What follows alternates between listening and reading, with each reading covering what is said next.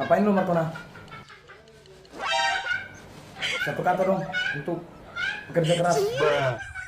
Pekerjaan seberat apapun akan lebih terasa ringan jika kita tidak mengerjakannya. Jangan menggambung. Ulang. Coba kata-kata yang lain. Sebuah studi menyatakan Nah, yang kayak gini kan enak didengar. bahwa kedekatan ayah kepada anaknya itu bagaikan kedekatan anak kepada ayahnya. Kata-katamu itu nomor Markona membuat otakku jadi monoton. Kau salto-salto balikannya kata-katamu itu kau balik-balikan. Tapi pinjam pula lah sama si Markona.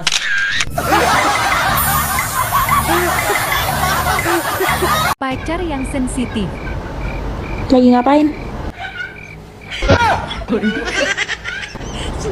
Hah?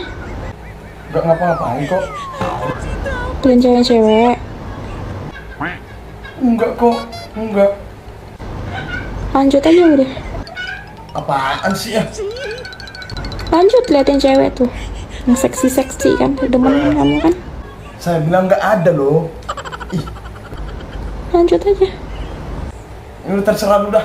Yang gua tidur di tempat janda yang samping sana. Kek, mau nanya dong kek. Kira-kira si Markona lewat nggak dari sini tadi? Kamu nanya?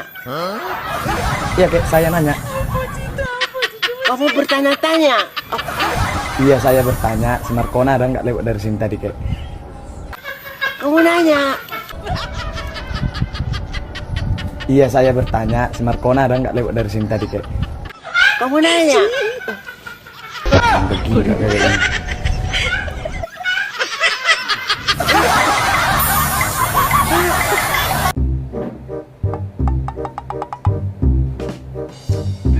Kamu di mana kok nggak nelpon aku? Habis begal. Paket aku habis. Makanya nggak bisa nelpon tadi. Biasaan deh. Jadi, yang namanya juga kerja, kau pikir murah-murah yang begal ini? Bajunya mana? Ini, Nggak dipakai lagi. panas. Lagi habis sparing tadi, apanya? Sparing kau. Jangan mancing-mancing aku deh. Ih, berasa apa? Memancing-mancing kau siapa? Emang gue cowok apaan? Cowok murahan? Enggak lah.